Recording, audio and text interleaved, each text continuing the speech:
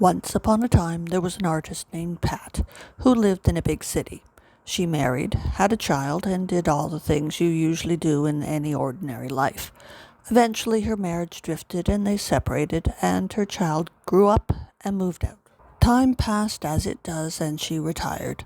Thinking practically, Pat took some money she had and bought a small house far, far outside the city, halfway to somewhere. It was all she could afford, and she couldn't afford the city at all anymore, so she packed up her car and, in a series of several trips, moved north. Here, in her new home, Pat did art. She joined the clubs that involved art and got a dog named Penny who barked whenever anyone came near. She also found that living in the country was actually quite nice. One day, Pat noticed a dog on the other side of the road. It was posing, and she realized it was trying to attract Penny's attention. Penny, who was spayed and not interested at all, thank you very much, didn't even bother barking. The visiting gentleman eventually got the message and walked off. It was only then that Pat realized it had actually been a wolf. The small plot of land Pat's house sat on tended to get very damp in the spring. It showed off footprints very clearly.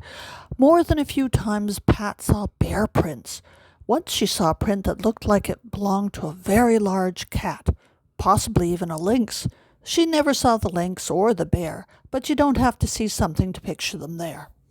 Then there were the spring peepers. A spring peeper is a very young frog. They would spend their tadpole time in a big puddle at the rear of the property. Then they'd climb out onto the land and hop off. For a while they would hang around the puddle, beep, beep, beeping. It was noisy, but it didn't last long, and it was life, so Pat liked it.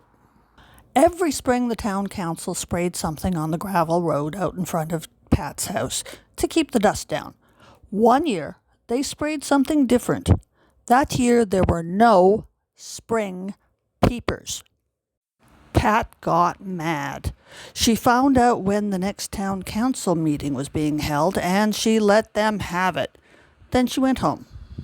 The council decided that if the peepers were affected, the wells people got their drinking water might be too. They never used that stuff again. In time, the peepers came back. It was never quite the same, but they did come back. Pat got older and other stuff happened. But while she owned that house with its little plot of land, it was always a safe place for peepers, for romantic wolves, for dogs that napped in the shade, for bears that cut across the land on the way to somewhere else, and maybe even a lynx. And that is not a bad thing.